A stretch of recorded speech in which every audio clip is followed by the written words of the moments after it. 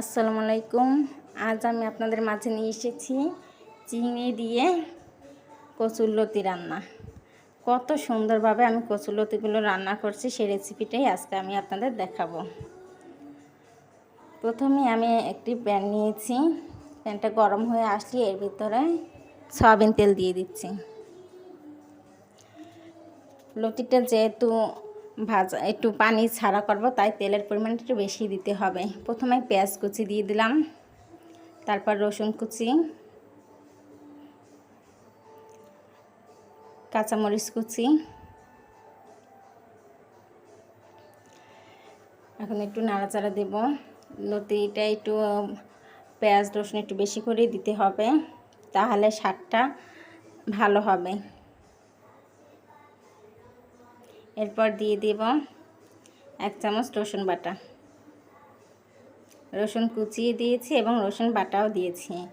তো কচু জাতীয় সব খাবারই রসুনটি একটু বেশি দিতে হয়, না হয় গলা চুলকাবার সম্ভাবনা থাকে।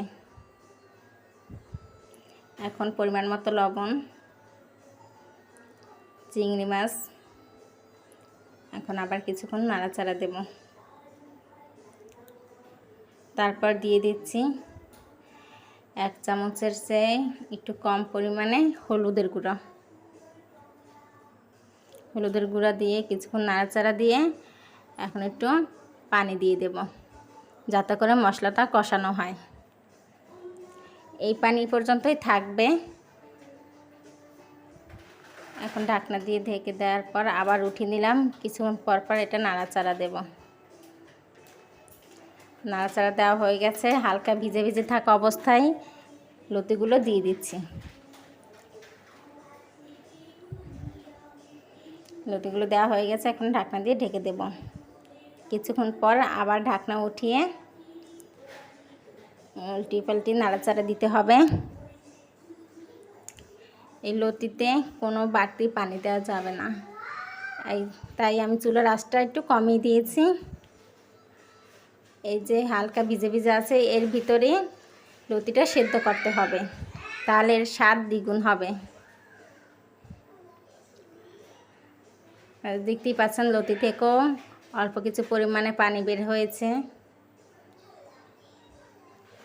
আস্তে আস্তে করে নাড়াচাড়া দিতে হবে, তাহলে লতিটা গলেও যাবে না, আস্তে আস্তে থাকবে কিন্তু সেদ্ধ হয়ে যাবে।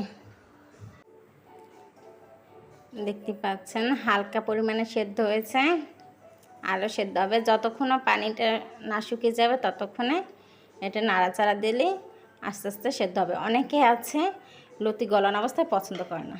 বেশ হয়ে গেছে আমার লতি। দেখতেই পাচ্ছেন কতটা ইয়াম্মি হয়েছে চিংড়ি মাছ দিয়ে লতি রান্না। লতি পছন্দ করে না এমন মানুষ খুব কমই আছে, আর আমার এটি খুবই পছন্দ। আপনাদের কাছে কেমন লেগেছে অবশ্যই আমাকে জানাবেন। আল্লাহ হাফেজ।